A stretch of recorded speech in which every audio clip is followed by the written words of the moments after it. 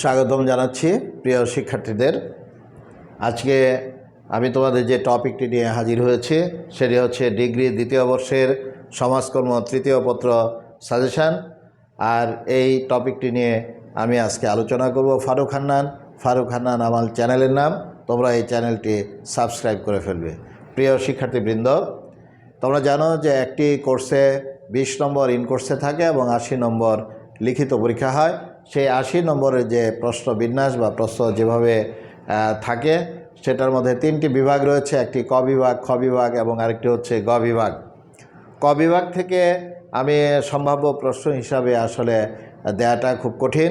এখানে এত প্রশ্ন তোমাদেরকে পড়তে হবে, অর্থাৎ মেইন বই তোমাদের পড়তে হবে, তাহলে কমন পড়ার সম্ভাবনা থাকে, অর্থাৎ 10-এ 10 তোমরা পাবে। তবুও আমি চেষ্টা করেছি যে 2017, 18, 19, 20 এবং 21 সালের ক বিভাগের প্রশ্নগুলো একটাও বাদ দিবে না। এখানে 5টি সাল দেওয়া আছে, 5টি সালে 60টি প্রশ্ন দেওয়া আছে। আশা করি এই 60টি প্রশ্ন পড়লে হয়তো 10টি কমন পড়বে অথবা নাও পড়তে পারে। এর বাইরেও তোমাদেরকে কিছু পড়তে হবে। তবে হ্যাঁ, এর মধ্যে যদি 2022 সালের কোনো প্রশ্ন এসে থাকে তাহলে সেটাকে তোমরা ড্রপ করবে, অর্থাৎ বাদ দিবে।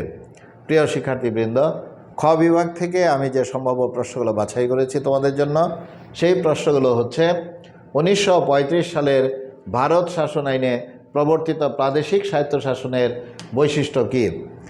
এরপরে আছে 6 দফা বলতে কী বুঝো, লাহোর প্রস্তাব কী, মুসলিম লীগ কেন গঠিত হয়েছিল, 1969 সালের গণ অভ্যুত্থানের কারণ বর্ণনা করো, 1905 সালের বঙ্গভঙ্গের কারণ লিখো, অথবা এরকম আসতে পারে 1905 সালের বঙ্গভঙ্গ রদের কারণ কি সেটা আলোচনা করো সংক্ষেপে। তমুদ্দুন মজলিস বলতে কী বুঝো, অথবা দ্বৈত শাসন কি, এরকম আরেকটি প্রশ্ন হতে পারে।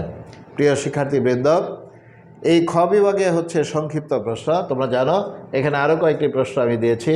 ভাষা আন্দোলনের কারণগুলো লিখ, 1971 সালের স্বাধীনতা সংগ্রামের পটভূমি আলোচনা করো, সংবিধান কি, বাংলাদেশের সংবিধানের বৈশিষ্ট্য কি, সংবিধানের 5ম সংশোধনীর উল্লেখযোগ্য দিকসমূহ কি।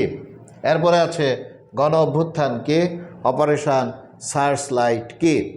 তারপরে জিন্নার দ্বিজাতি তত্ত্ব ব্যাখ্যা করো, বাংলাদেশের জাতীয় সংসদের গঠন ও কার্যাবলী আলোচনা করো। প্রিয় শিক্ষার্থীবৃন্দ, এরপর তোমাদের জন্য রয়েছে গ বিভাগ। গ বিভাগে আমি 10টি প্রশ্ন দিয়েছি, যেখানে আছে বাংলাদেশে 1990 সালের গণ অভ্যুত্থানের কারণ ও ফলাফল আলোচনা করো।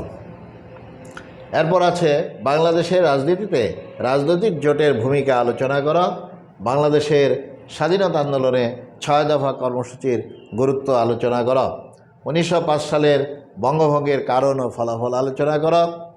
এছাড়াও আছে 1909 সালের মরলি মিন্টো সংস্কার আইনের বৈশিষ্ট্যসমূহ আলোচনা করো, 1935 সালের ভারত শাসন আইনের বৈশিষ্ট্যসমূহ আলোচনা করো, 1946 সালের মন্ত্রী মিশন পরিকল্পনার প্রধান বৈশিষ্ট্যসমূহ লিখ, বাংলাদেশের অভ্যুদয়ে ভাষা আন্দোলনের অবদান আলোচনা করো। এবং এরপরে আছে বাংলাদেশের অভ্যুদয়ে ভাষা আন্দোলনের অবদান আলোচনা করা, বাঙালি জাতীয়তাবাদ বিকাশে ভাষা আন্দোলনের গুরুত্ব আলোচনা করা, বাংলাদেশের সংসদীয় গণতন্ত্রের সমস্যা সম্ভাবনা সম্পর্কে তোমার ধারণা ব্যাখ্যা করো। এতটুকুই হচ্ছে তোমাদের সাজেশান। আশা করি তোমরা ভালো করে পড়াশোনা করবে, প্রস্তুতি নেবে, পরীক্ষা কমন করবে। ধন্যবাদ সবাইকে। আল্লাহ হাফেজ।